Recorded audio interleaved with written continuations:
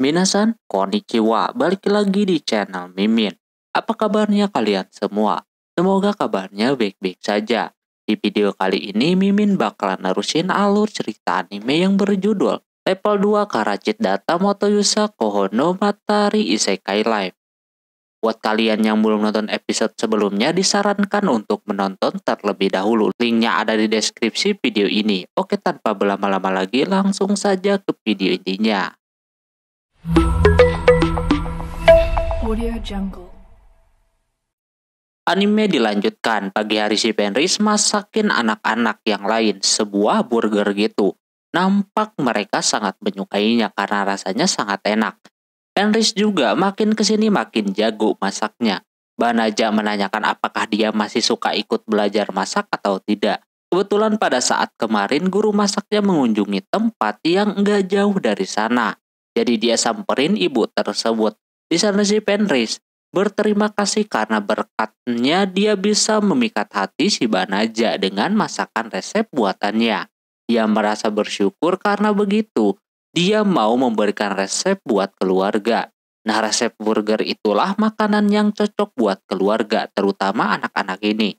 Mereka aneh dipanggil anak-anak. Mungkin si Fenris udah nikah, makanya manggil demikian. Tak lama kemudian ada yang datang. Pas dilihat sama si Banaja, ternyata itu Tuan Putri Elizabeth.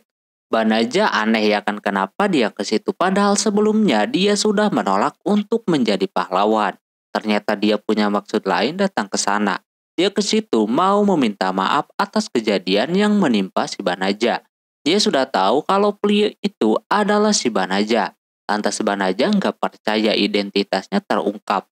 Terus di sana Balirosa memberikan teh kepada si Elizabeth. Dengan senang hati dia akan meminumnya. Di sana Elizabeth pengen ada yang diomongin sama si Banaja.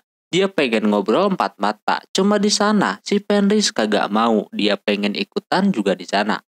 Di sana si Banaja mencoba untuk menenangkannya. Dia mau mengobrol, namun dia harus melibatkan si Fenris juga. Soalnya dia adalah istrinya. Alhasil dia pun memperbolehkannya. Lalu mulailah mengobrol. Pertama-tama si Elizabeth meminta maaf atas kejadian yang menimpa si Banaja sebelumnya.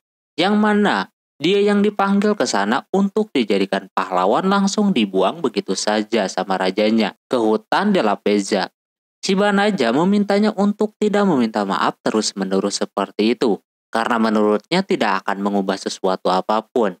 Sekarang si Banaja ingin ke intinya saja, apa yang ingin si Elizabeth ini mau. Soalnya dia kagak mungkin kalau ke situ cuma mau meminta maaf doang. Dia bercerita sedikit bahwasannya dia telah mengerahkan pasukan Clairon di berbagai tempat. Karena mantra penyucian yang dilakukan sebelumnya bakalan hilang.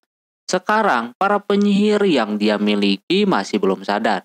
Sementara kalau penyuciannya hilang, pasukan dari kegelapan pasti bakalan menyerangnya lagi. Jadinya dia meminta si Banaja untuk membantu melindungi kota yang kemungkinan besar akan diserang.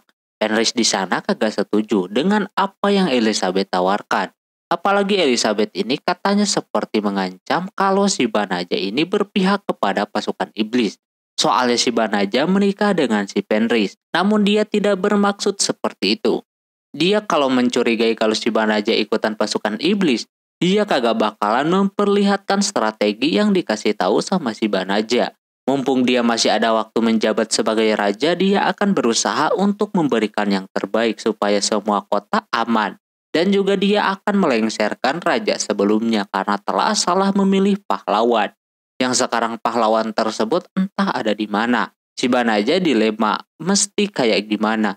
Sementara itu si pahlawan kembali dikejar-kejar. Walaupun udah jauh dari istana, nampak daftar buronan membuat orang-orang mengejarnya.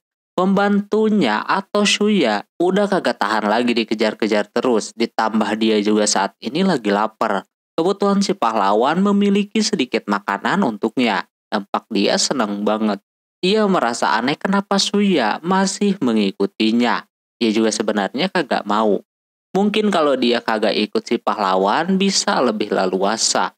Namun ketika pas di gerbang kemarin si Shuya kagum dengan si pahlawan karena keren aja gitu menurutnya. Ya walaupun si pahlawan agak bodoh juga. Tak lama pas mereka mau melanjutkan perjalanannya, di sana ada laba-laba yang langsung menangkap mereka berdua. Terlihat ada satu cewek yang datang yang mana dia akan membawa kedua orang ini untuk dijadikan tumbal. Sementara malamnya si Banaja tidak bisa tidur, di sana Fenris langsung ingin tidur di sampingnya. Nampak si Banaja kepikiran dengan ucapan si Elizabeth. Dia kagak tahu mesti gimana dan juga dia kagak tahu tujuan dia dikirim ke dunia itu mau ngapain gitu kan. Dia kagak suka bertarung, namun kalau misal mempunyai anak, dia ingin manusia dan iblis itu hidup berdampingan gitu. Tidak kayak sekarang, walaupun ini bakalan sulit menurut si Banaja. Di sana Fenris akan membantu si Banaja untuk mewujudkannya. Besokan harinya di sebuah kota kedatangan para pasukan iblis yang dimana di sana ada notifikasi gitu. Kalau ada pasukan dari kegelapan yang datang ke sana. Mereka langsung mengevakuasi diri ke tempat yang aman. Tapi tidak dengan bocil yang ada di hutan sana. Dia dikejutkan dengan goblin yang mau menyerangnya. Untungnya di sana ada si Banaja dan juga Fenris datang menolongnya. Terlihat itu orang menggunakan topeng gitu biar tidak ketahuan identitasnya. Banaja langsung memasang seperti pelindung gitu yang membuat para keroco itu dijaga biar kagak bisa masuk ke kota. Si Fenris marah karena si Banaja melakukan ini tanpa bayaran sedikit pun. Mau gimana lagi si Banaja kalah kalau soal beginian, makanya dia nurut sama si Elizabeth. Lantas dia menganggap kalau si Banaja bakalan menikah lagi dengan si Elizabeth. Padahal konsepnya kagak seperti itu. Di sana si Banaja menyuruh para keroco itu untuk mundur saja mumpung dia memberikan kesempatan. Mereka merasa diremehkan sama si Banaja dan juga aneh melihat Lupin bergabung dengan manusia. Kalau mereka merasa kuat, kenapa penjaga ini doang? Kagak bisa mereka hancurkan. Mereka auto bengong. Tak lama datanglah pasukan iblis yang lain yang ukurannya lebih besar. Kemungkinan dia bisa menghancurkan penghalangnya itu. Dia disebut dengan sebutan Cyclops. Dia pasukan terkuat dan juga pelayan dari kakaknya si Gojal. Di situ Cyclops tersebut sedikit menyindir kakaknya yang seorang pemimpin yang kuat, namun dikalahkan dengan cara yang konyol. Di situ Fenris kagak terima kalau kakaknya disindir seperti itu. Padahal tingkatan kakaknya dengan Cyclops ini sama gitu kan. Maka dari itu Fenris yang seorang dari adiknya akan kasih paham kalau keluarganya itu kuat-kuat. Dia meminta izin kepada si Banaja untuk dia saja yang melawannya. Banaja kagak bisa menahannya kalau urusannya kayak begini. Cuma dia nitip saja untuk tidak menghabisinya. Si Fenris mengerti lalu dia pun mulai mendekati Cyclops tersebut. Dia serang dengan menggigit di bagian kaki dan juga tangan. Terus dia merasa kalau kekuatan iblisnya tidak dipakai dengan cara yang benar. Tapi kalau dia menggunakannya mungkin Cyclops ini bakalan habis di situ juga. Di sana si Fenris mengeluarkan skillnya dengan naik ke atas lalu dia melakukan penukaran tempat seperti itu. Cyclops ini kagak mau dipermainkan. Dia lempar senjatanya kayak begitu. Namun si Fenris menukarnya kembali sehingga dia terkena serangannya sendiri.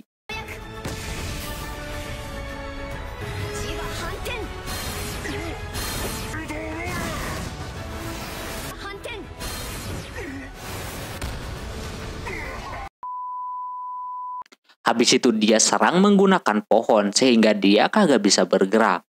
Segini saja masih kekuatan bercanda. Kalau dia mode iblis mungkin beda cerita. Dia menyuruh yang lain untuk menyerang si Fenris, tapi si Banaja langsung membuat mereka kagak bisa bergerak. Dia menyuruh untuk berhenti di sana. Dia langsung menyembuhkan si Cyclops tersebut. Dia aneh apa yang si Banaja mau. Dia cuma menyuruhnya untuk mundur saja. Dia pengen berdamai. Kalau mau, dia bisa memindahkan mereka ke hutan De La Peza biar kagak bisa kesini lagi. Atau jika masih mau melawan, si Banaja memberikan gertakan akan menghabisinya. Mereka pun langsung pergi dari sana. Lantas Fenris merasa Banaja berhasil melakukan gertakan, yang mana sebelumnya mereka telah berlatih bersama tentang itu. Walaupun masih sedikit gugup kalau melakukan hal seperti itu. Fenris menyarankan harusnya si Banaja mengalahkan mereka saja, biar kagak balik lagi. Menurutnya iya sih kagak balik lagi, tapi itu akan memperkeruh hubungan manusia dengan iblis itu sendiri.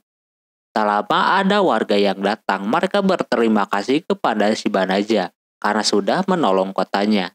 Dia kagak memperkenalkan diri, tapi si Banaja bilang kalau dia diutus oleh Elizabeth buat membantu kota tersebut. Sementara itu di sisi lain Elizabeth dapat kabar kalau beberapa kota telah diselamatkan oleh seseorang petualang menggunakan topeng dan membawa serigala. Nampak ini udah kagak asing lagi, tapi orang ini kagak meminta imbalan apapun. Elizabeth udah tahu orang yang melakukan ini siapa. Siapa lagi kalau bukan si Banaja. Akhirnya dia mau menolongnya. Kali ini dia akan membalas budi kepadanya. Terus dia menyuruh mengirim pesan ke setiap kota yang udah ditolong sama si Banaja. Kalau ketemu dengan dia lagi disuruh untuk memberikan sesuatu kepada si Banaja semampu mereka. Sementara itu si Banaja yang udah beres melakukan pekerjaannya di sana ada si Gojal yang melihat itu. Dia merasa marah sama saudaranya yang menyerang tanpa persetujuan darinya. Tak lama datang pula bawahannya yang mengabarkan kalau tahta kerajaannya kini sedang dikuasai oleh saudaranya. Di sisi lain Yuigarde udah bersiap mau melawan si Gojal. Biar dia bisa jadi rajanya, dia akan melakukan ritual khusus biar menjadi kuat. Yang mana dia melibatkan si pahlawan dan Suyu sebagai tumbalnya. Singkat cerita, terlihat si Gojal sama Uli Minas ke rumahnya si Banaja. Dia datang ke sana tiba-tiba saja mau menumpang untuk sementara waktu. Untuk tinggal di sana, lantas si Banaja bingung apa yang terjadi dengannya. Gojal akan bercerita apa yang sebenarnya terjadi. Jadi sebelumnya pas ia sedang mantau si Banaja, dia kedatangan dari anak buahnya. Dia memberitahu kalau tahta kini sedang diambil alih saudaranya yang bernama Yuigarde. Dia kaget ya. Sementara itu Uli Minas yang sedang berada di sana mendapatkan kabar yang tidak baik. Bahwasanya para pengikut si Gojal atau bahkan intel yang sudah dipercaya sama si Gojal merasa tidak apa-apa melihat pertarungan Gojal dengan si Yuigarde. Soalnya udah saatnya mungkin Raja Iblis harus diganti melihat kerja dari si Gojal ini makin kagak beres. Ketiga bawahannya pun setuju. Lalu ke tempat si Raja. Sesampainya di sana ajudannya atau Pupun merasa senang melihat para pengikutnya. Si Gojal ingin melihat pertarungan ini. Tapi Uli Minas di sana marah banget karena menganggap kalau si Yuigarde ini pengkhianat. Dia langsung saja menyerang si Yuigarde. Namun sayangnya tidak mempan sama sekali. Malah yang ada dia terpental. Tapi kuku yang jatuh tadi masih bisa bergerak. Untungnya si Pupun melindungi si Yuigarde. Tak lama setelah itu muncullah bawahan yang lain dan juga si Gojal untuk menyelamatkan si Uli Minas. Berbarengan dengan si Gojal juga ada di sana. Yuigarde merasa senang akhirnya Gojal datang juga ke situ. Dia minta penjelasan dari si Yuigarde apa mau dia ya kan. Katanya udah banyak bawahannya yang kecewa dengan kelakuan si Gojal. Karena akhir-akhir ini dia sering main atau bercengkrama dengan manusia. Terus waktu penyerangan kemarin juga dia memilih untuk mundur daripada meneruskan penyerangan. Padahal sedikit lagi mereka bakalan menang. Ini udah bukan macam Raja Iblis lagi, wajar mereka ingin melihat pertarungan ini. Apakah Gojal masih layak atau tidak? Gojal kagak mengerti. Dia nanya ke bawahannya juga. Mereka punya pemikiran sama dengan si Yuigarde. Karena begitu, dia coba mau mengeluarkan kekuatannya lewat cincin miliknya itu. Namun ternyata kagak jadi. Dia akan mengundurkan diri jadi raja. Terus dia memberikan cincinnya itu kepada si Yuigarde. Dia kagak mau mimpin kalau kagak ada yang percaya sama dia. Yuigarde merasa diremehkan gitu kan. Mau ribut kagak jadi. Namun si Gojal membalas tonjokan si Uli Minas tadi. Sampai si Yuigarde ini jatuh ke bawah sana.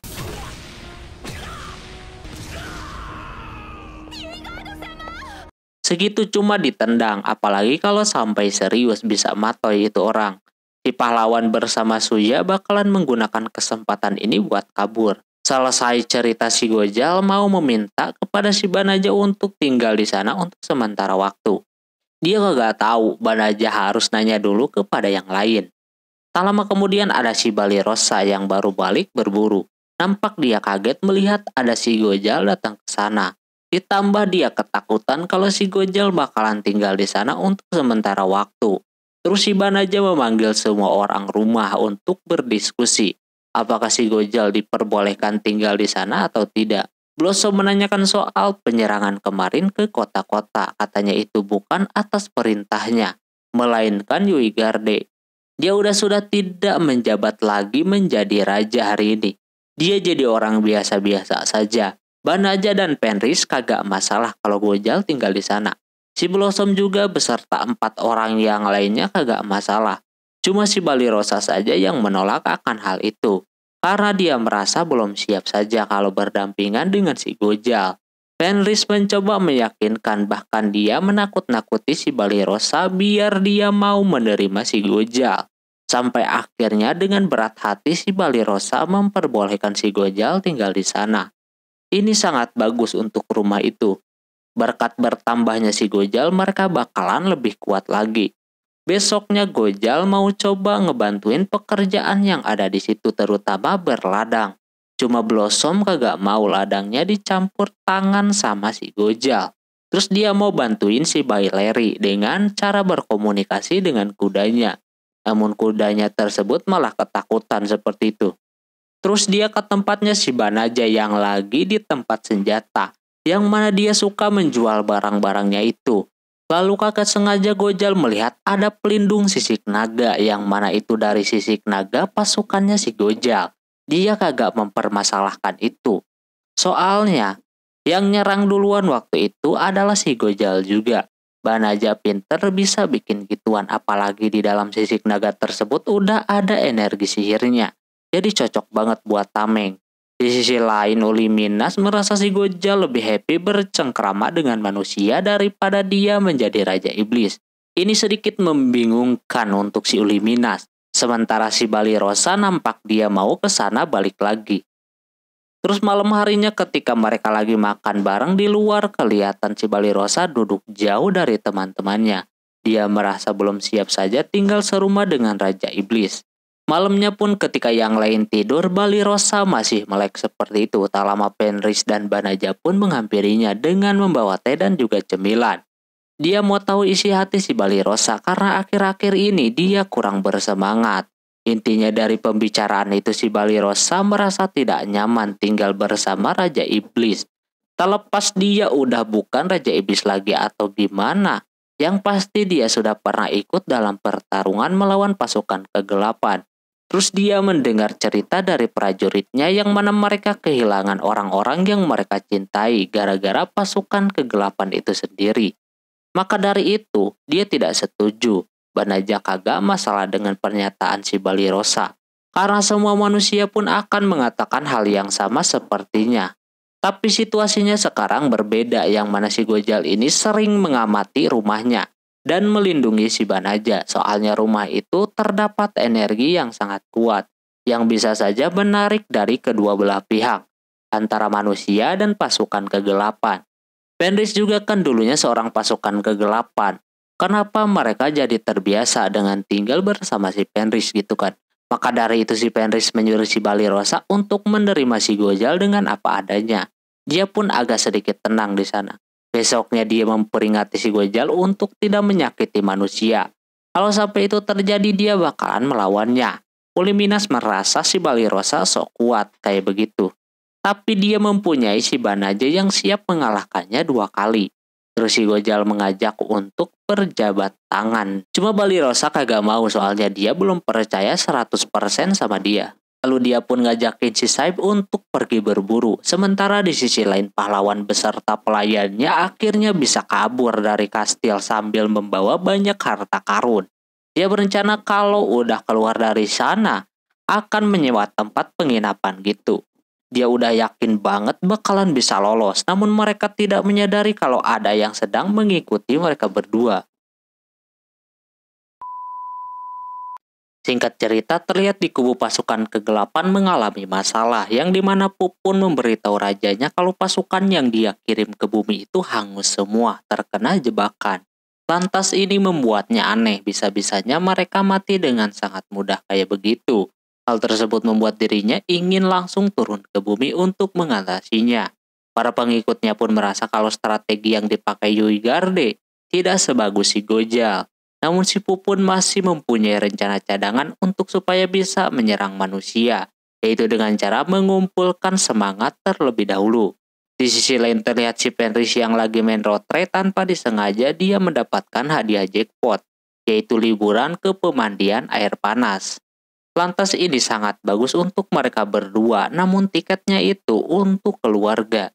Mereka bisa mengajak keluarganya sampai 15 orang. Mau nggak mau Fenris dan Banaja pun mengajak yang lainnya untuk ikut ke sana. Sayang banget Fenris tidak bisa jadi liburan berduaan lagi. Di tengah jalan Uli Minas dan Gojal menanyakan tentang pemandian air panas tersebut. Sama si Balirosa dijawab, terus juga katanya air panas itu banyak manfaatnya, terutama buat kesuburan. Seketika si Fenris yang mendengar itu langsung bersemangat. Dia akan mandi bersama si Banaja nanti. Setelah sampai di sana mereka langsung disambut dengan diberikan yukata gitu. Nah si Fenris nanyain langsung ke orangnya, kolam yang buat kesuburan yang mana ya kan? Dia mau ke sana bersama si Banaja. Katanya ada di luar, auto bersemangat lah dia. Sementara itu si Wigare beserta si Pupun ternyata turun ke bumi dan masuk juga ke pemandian air panas itu. Di sana juga terdapat anak buahnya yang mana mereka nampak sangat nyaman berjalan dan bermain di sana. Di sana Pupun memberitahu kalau mereka tidak boleh melupakan malah cium yang mereka kenakan itu tidak boleh sampai copot. Si Fenris, Gojal, dan Uli Minas melihat keberadaan mereka di sana. Namun dia melarang untuk menyapa mereka, bisa-bisa akan jadi masalah di tempat itu. Lalu habis itu mereka pun mau bersiap-siap buat mandi. Si Fenris yang mau mandi berduaan sedikit keganggu sama si Hia yang pengen ikut. Padahal dia mau melakukan sesuatu sama si Banaja. Terus dia masuk ke alam bawah sadarnya dan di sana dia bertemu dengan penyihir yang pernah dia telan sebelumnya, yaitu Damalinas. Ternyata dia masih ada di sana. Dia mau mengajaknya untuk latihan. Latihannya ini agak lain. Katanya untuk mengetahui tata cara. Itulah pokoknya. Ini aneh ya kan secara mereka perempuan dua-duanya. Tapi ini si Hia tetap maksa.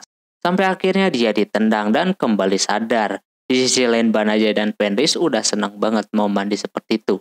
Ketika mandi si Banaja dan Fenris kelihatan mandinya terpisah. Si Banaja mulai mengobrol dengan menanyakan tentang bulan madunya.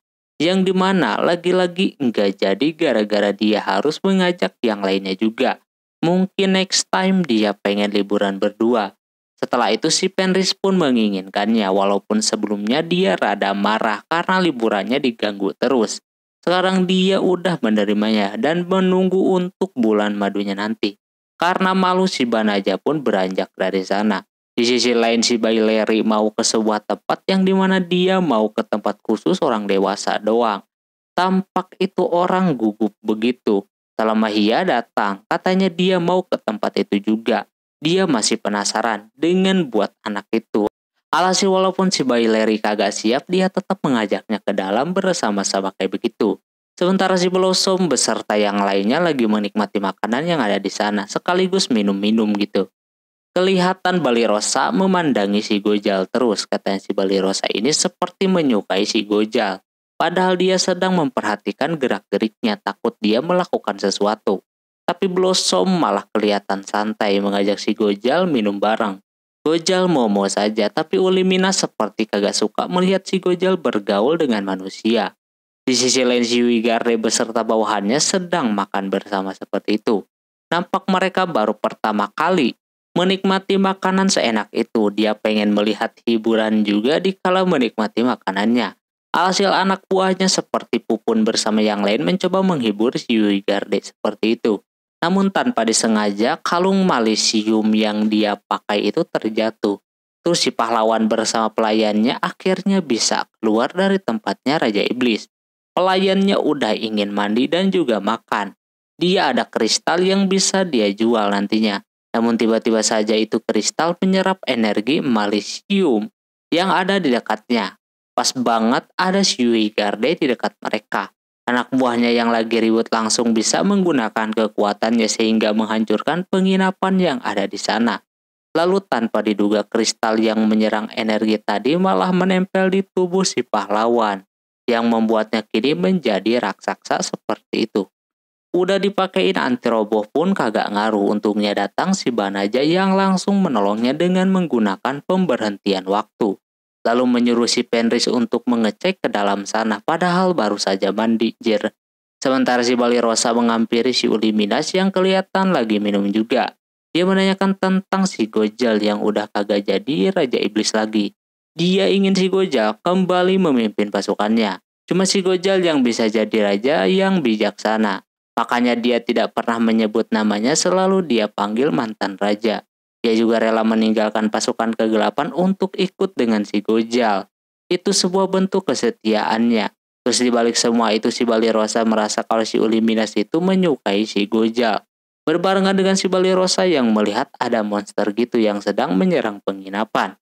Gojal menjelaskan kalau itu malasium yang terkumpul di suatu kristal. Kalau sampai manusia yang memakainya maka tidak akan bisa dikendalikan. Terbukti si pahlawan Kenokai begitu. Balirosa mengajak Blossom dan Belano untuk membantu si Banaja. Uliminas menyuruh mereka untuk menunggu saja. Karena berbahaya, lagian sama si Banaja doang juga bakalan bisa mengatasinya. Tapi mereka tetap akan ke sana walaupun kekuatan mereka cupu, tapi setidaknya dia pengen berguna juga. Mereka bertiga pun berangkat. Gojal akhirnya berpikir kalau mereka yang tinggal bersama si Banaja itu bukan sekedar ingin dilindungi, tapi mereka berusaha juga untuk bisa berkontribusi untuk si Banaja. Maka dari itu, si Gojal pun mengajak si Uliminas untuk membantu. Dan juga hitung-hitung membantu perjalanan mereka. Katanya itu sama sekali tidak pantas sebagai Raja Iblis menolong manusia. Tapi Gojal mengakui kalau dirinya sekarang bukan siapa-siapa lagi. Maka dari itu dia pun berangkat ke si Uliminas. Uliminas merasa ada yang berbeda dengan si Gojal. Sesampainya di sana si Fenris pun gergetan pengen melawannya juga. Karena udah mengganggu liburannya. Tak lama para bawahannya senang ada si Gojal di sana. Begitupun si Wigarde yang menantikan momen ini bertemu dengan si Gojal. Terus tanpa ragu dia melepaskan kalung malasiumnya. Lalu menyerap malasium yang ada di dekatnya tersebut. Dan pertarungannya pun bakalan segera dimulai. Di sisi lain Balirosa yang akan menuju ke sana, dia meminta Blossom dan Belano untuk duluan saja. Sedangkan dia mau laporan dulu kepada si Banaja. Blossom akan mengevakuasi orang yang ada di dalam sana. Sementara si Wigarde sudah mulai menyerap malasiumnya, lalu dia menyerang si Gojal seperti itu.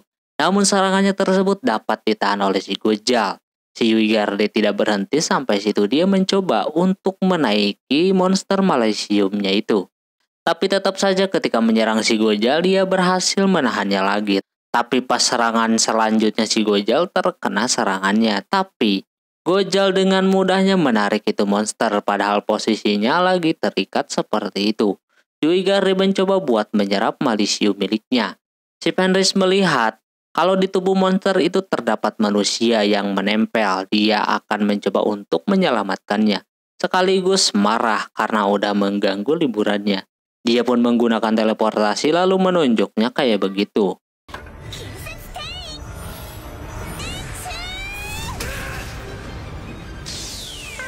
Sehingga monster malasium itu pun hilang seketika. Sementara si Balirosa menemui si Banaja. Dia memberitahu kalau rekan atau bahkan saudaranya si Gojal berada di tempat itu. Monster itu pun katanya asalnya dari pasukan iblis. Si Balirosa merasa kalau Gojal bakalan melakukan sesuatu. Namun si Banaja kagak percaya akan hal itu. Dia yakin kalau Gojal kagak bakalan berkhianat. Sekarang dia cuma bisa fokus untuk menahan robohnya penginapan tersebut. Kembali ke si Gojal yang masih dihadapkan sama si Wigarde. Dia masih belum menyerah untuk melawan si Gojal. Diminta untuk menyerah juga dia kagak mau. Bahkan itu orang mencoba untuk melawannya lagi dengan kekuatan iblisnya. Gojal dengan mudah menahan serangannya, bahkan mengembalikannya menggunakan kekuatan cermin gitu. Terus dia menyuruh si Uliminas untuk mengurus yang lain, yang dimana di sana ada si Pupun bersama yang lainnya. Uliminas menanyakan tujuannya datang ke situ. Mereka cuma menjawab kalau mereka lagi liburan doang. Karena Pupun merasa keganggu dengan si Uliminas, dia menyerangnya. Si Uliminas bisa menghindarinya. Sementara si Wigarde dia keras kepala banget. Dia melakukan apapun untuk bisa mengalahkan si Gojal. Sekaligus mengembalikan wujudnya menjadi Raja Iblis. Ketika dia sudah berubah, Gojal akhirnya bisa ketonjok juga sama si Wigarde. Tapi itu bukan masalah besar. Yang dimana ketika si Wigarde merasa di atas angin, si Gojal justru membalikan keadaan atau menonaktifkan sementara malisium miliknya, sehingga si Uyghur terlihat seperti manusia biasa. Karena malisium adalah energi yang dimiliki oleh para pasukan kegelapan. Di sisi lain, pemilik penginapan beserta pekerjaannya bersiap untuk menangkap orang-orang yang bersalah.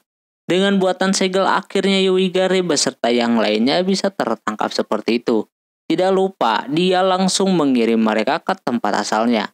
Yuigare masih belum selesai, katanya dia akan balik lagi nanti. Sementara si Fenris di sana masih berusaha untuk mengeluarkan malisium dari dalam tubuh si pahlawan. Seperti ampe babak belur. Karena semuanya udah beres, si Banaja mengembalikan penginapan itu seperti semula dengan kekuatan memutar waktu miliknya. Sementara si pahlawan dikejar-kejar karena berkat dia semuanya jadi seperti ini. Yang lain membantu membersihkan dan membereskan penginapan tersebut hingga menjadi rapi kembali. Setelah itu pemilik penginapan itu memberikan servis yang baik untuk Banaja dan yang lainnya. Akhirnya mereka bisa mandi air panas dengan tenang. Uliminas yang awalnya takut mandi air panas pas dia cobain ternyata tidak seburuk yang dia pikirkan. Si Fenris juga udah kepikiran untuk buat anak dan bayi Larry bersama Hia tadi mereka berdua kagak ada di sana. Blossom mempertanyakan keberadaannya, nampak dia kagak jujur di sana. Kalau dia bersama Hia ke tempat persembunyian gitu, yang dimana si Hia sampai sekarang penasaran sama gituan. Di sisi lain Banaja merasa ramai banget cewek-cewek, dia lagi sama si Gojal, mereka berdua bercerita tentang situasi saat ini. Yang dimana Banaja selalu ingin yang namanya kedamaian antara iblis dan manusia, namun kekuatannya tidak cukup untuk bisa mempersatukan dua ras tersebut. Si Gojal kagum dengan si Banaja karena dia punya kekuatan untuk orang lain bukan untuk dirinya sendiri. Gojal tersedia membantu si Banaja dan mulai dari sekarang mereka berdua berteman. Setelah mandi mereka pun disuguhi dengan makan malam yang sangat banyak banget di sana. Si Fenris dikasih kue belut gitu. Katanya itu kue bagus untuk energi. Terus si Balirosa berterima kasih kepada si Gojal karena sebelumnya sudah menyelamatkannya. Lantas melihat itu membuat si Uliminas cemburu ya kan. Mereka berpesta makan malam yang banyak banget. Sesudah makan mereka pun langsung tertidur lelap. Kini tinggal tersisa si Fenris dan Banaja doang. Akhirnya mereka bisa berduaan juga. Di sana si Banaja menanyakan pendapat si Fenris tentang manusia. Katanya manusia itu lebih lemah daripada Lupin. Walaupun tidak bisa diandalkan ketika perang, namun manusia memiliki kecerdasan. Hal tersebut yang membuat si Fenris kagum dan menarik. Dia menanyakan hal tersebut karena konflik antara ras makin kuat. Banaja akan meneruskan kembali untuk melindungi setiap kota. Dia juga butuh bantuan si Fenris. Dia siap membantu apapun karena dia adalah suaminya. Si Fenris berharap kelak anaknya nanti bisa aman-aman saja. Karena dari tadi ngomongnya anak terus jadinya. Malam itu langsung dieksekusi sama si Banaja. Besokan harinya pas mau pulang si Fenris kelihatan bahagia. Mereka menanyakan tentang semalam yang Fenris lakukan. Terlihat sekarang dia lebih bahagia dan badannya kelihatan bersinar. Mereka sudah mengerti dengan apa yang sudah si Fenris lakukan tadi malam. Lalu mereka pulang menggunakan teleportasi. Sesampainya di rumah, mereka melakukan kegiatan masing-masing lagi seperti Blossom lagi ada di ladang lagi panen sayuran buat si Belano. Sedangkan Belano sudah mulai mengajarkan sihir kepada muridnya. Si Hia juga ikutan memanen hasil sihirnya. Yang namanya pas dicobain rasanya sangat enak. Si Larry siap mengirimkan sayuran mereka menggunakan kudanya. Sedangkan si Banaja dan Gojal lagi bikin senjata gitu. Uliminas memberikan ide untuk membuat toko perlengkapan senjata saja di sana. Tapi dia juga menolak. Lama si Balirosa datang. Dia habis berburu tadi. Dia menggunakan tameng yang dibuat sama si Gojal. Nampak si Uliminas ini cemburu lagi ya kan. Balirosa memberitahu kalau hari ini adalah pelantikan si Elizabeth menjadi pengganti bapaknya. Balirosa khawatir kalau nanti ada pasukan kegelapan yang bakalan mengganggu. Namun Gojal meyakinkan kalau Yuigarde saat ini membutuhkan waktu untuk memulihkan energinya. Jadi sampai sekarang masih aman-aman saja. Di sisi lain Elizabeth nampak disambut dengan baik sama warga-warga. Namun ada masalah lain yang dimana bapaknya kabur karena takut dihukum atas kelakuannya. Elizabeth menyuruh bawahannya untuk tetap mencarinya. Si pahlawan sial banget. Baru masuk ke kota dia langsung dikejar-kejar lagi. Dia masih berambisi untuk menjadi seorang pahlawan seperti itu. Hari sudah sore, Fenris meminta yang lain untuk bersiap makan malam. Banaja yang awalnya tinggal sendirian kini dia dapat teman banyak dan mulai mempunyai impian. Terus dia juga mempunyai keinginan untuk membuka toko manisan bersama si Fenris. Dia yang akan bikin kue dan yang lainnya. Mau bikin bento tinggal ngambil saja sayurnya ke si Blossom. Pokoknya masa depannya udah kelihatan lah gitu dan animenya pun selesai teman-teman.